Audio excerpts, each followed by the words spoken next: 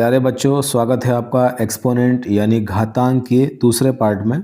तो पिछली वीडियो में आपने नेचुरल नंबर्स की पावर के बारे में, प्राकृतिक संख्या की घात के बारे में सीखा। मान लीजिए अगर x कोई रियल नंबर यानी कि वास्तविक संख्या है और n एक नेचुरल नंबर यानी कि एक प्राकृतिक संख्या है, तब x की जो पावर n होगी वो होगी x के n फैक्टर्स के बराबर, यानी कि x के n गुणनखंड के बराबर। जैसे 5 की पावर 4 में आधार कोई भी रियल नंबर वास्तविक संख्या हो सकता है और इसकी पावर कोई भी नेचुरल नंबर हो सकती है। तो यहाँ पर 4 एक नेचुरल नंबर है जो बताता है कि 5 यानी आधार को कितनी बार लिया गया है। यहाँ पर 5 को 4 बार गुणनखंड के रूप में लिया गया है, ये हमें 4 बताता है। इसी तरह से यहाँ पर n बताता है कि x को गुणनखंड के रूप में कितनी बार लिया गया है, n बार लिया गया है। तो यहाँ पर n जो संख्या है क्या बता रही है, x को n टाइम्स जो है वो गुणनखंड के रूप में लिया गया है। तो चलिए अब हम दूसरा नियम सीखते हैं, घातांक के रूप में ऋणात्मक पूर्णांक, नेगेटिव इंटीजर्स एज एक्सपोनेंट्स। एक नॉन ज़ीरो बेस यानी आधार जो ज़ीरो ना हो उसको ऋणात्मक घात यानी कि नेगेटिव पावर तक बढ़ाया जा सकता है। भाग का नियम यूज़ किया जा सकता है ये पता करने में कि पावर जो है वो नेगेटिव इंटीजर यानी कि ऋणात्मक पूर्णांक में उसका क्या मतलब होगा। तो हम लेंगे x की पावर 3 और x की पावर 5 को और हम इन्हें डिवाइड करेंगे।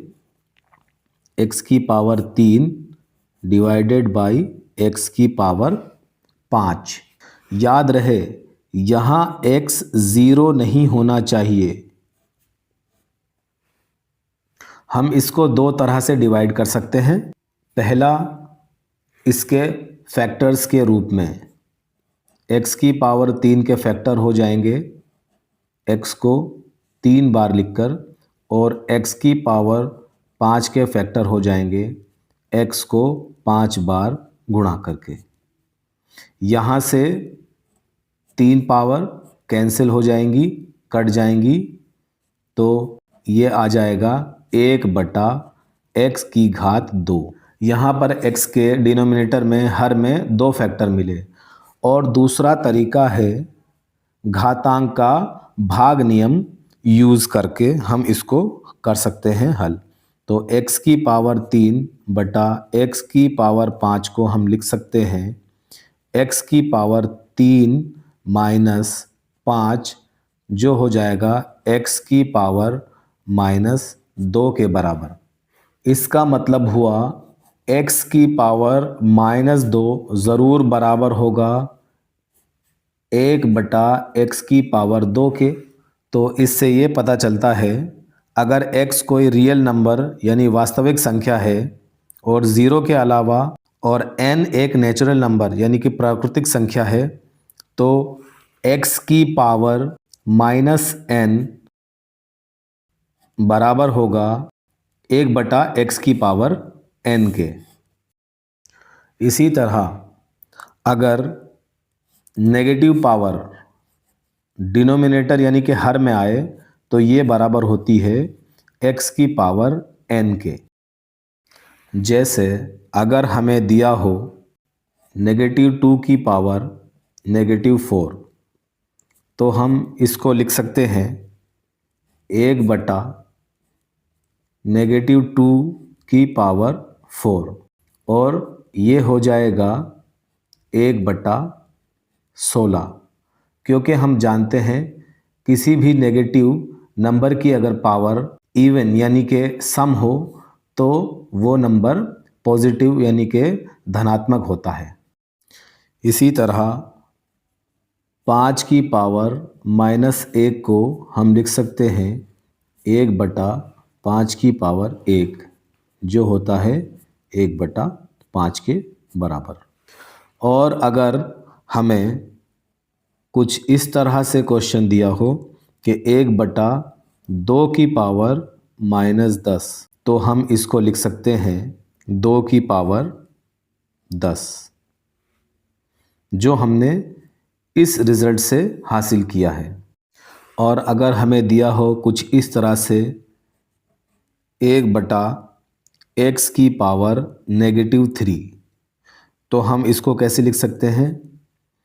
क्योंकि यहाँ पे पावर जो है नेगेटिव वो x के ऊपर है, तो 1/4 ऐसे ही रहेगा और x नेगेटिव पावर 3 ये ऊपर चली जाएगी और पावर हो जाएगी पॉजिटिव। तो ये हो जाएगा x की पावर 3/4। तो अब आप समझ चुके होंगे कि हम इस तरह के क्वेश्चंस को इन रिजल्ट्स को यूज़ करके कितनी आसानी से ला सकते हैं। तो चलिए अब हम अगला नियम सीखते हैं, जो है घातांक से घातांक तक का नियम, rule for a power to a power. ये नियम बताता है कि जब हम किसी घातांकीय व्यंजक यानी कि एक्सपोनेंशियल एक्सप्रेशन की पावर बढ़ाते हैं तो बेस को वही रखना होता है और उनकी पावर्स को गुणा कर दिया जाता है।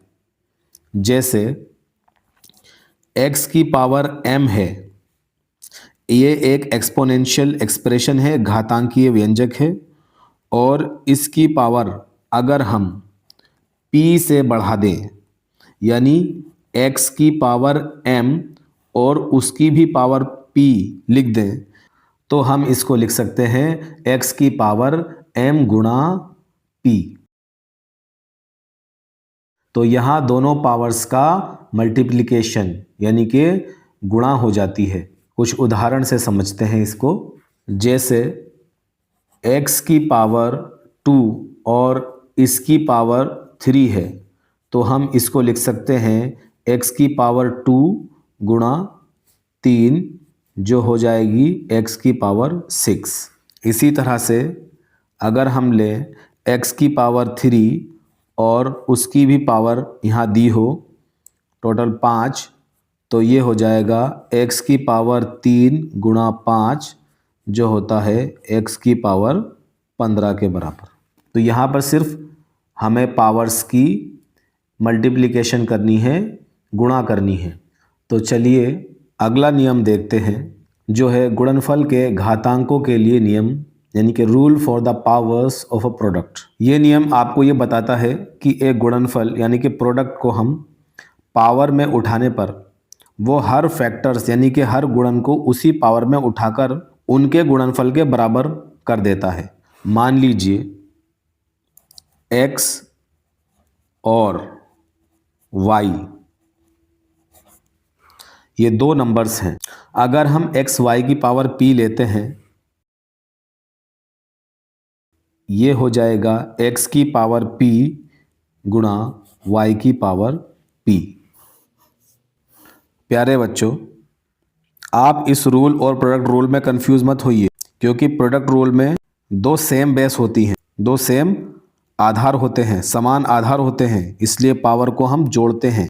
पर इस रूल में सेम पावर होती है, बेस जो है आधार अलग अलग होता है। तो जैसे दिया गया है 4x की होल पावर 3, तो यहाँ पर हम इसके हर एक फैक्टर्स को 3 पावर तक उठाएंगे, यानी कि हम इसको लिख सकते हैं 4 की पावर 3 गुणा x की पावर 3, और ये हो जाएगा 4 का क्यूब 64 x क्यूब, x की पावर 3। दूसरा क्वेश्चन देख लेते हैं, जिसे लिखा है x की पावर 3 गुणा y की पावर 2 गुणा z और इन सब की पावर 4।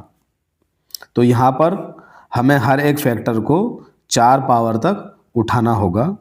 तो हम इसको लिख सकते हैं x की पावर 3 की पावर 4 गुणा y की पावर 2 होल पावर इसकी 4 गुणा z की पावर 4। तो ये हो जाएगा x की पावर 3 चौक 12, ये हो जाएगा y की पावर 2 चौक 8 और z की पावर 4।